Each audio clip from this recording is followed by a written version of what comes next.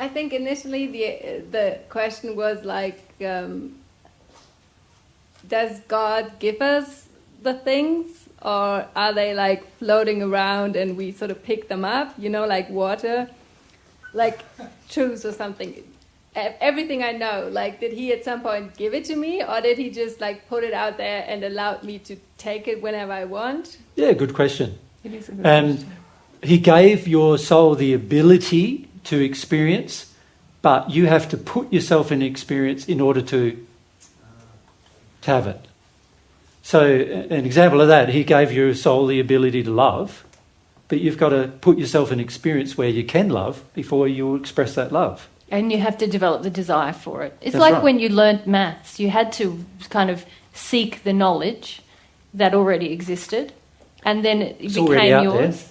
And you had experience with it, and now you know certain mathematical things are correct.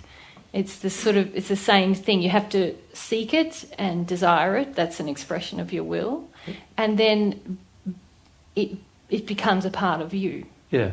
So God gave you all the ability to be mathematicians, all the ability to be scientists, all the ability to be, you know, excellent linguists, all of these different abilities.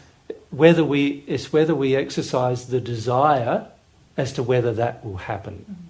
But your love, for example, is something that you generate in yourself if you desire to.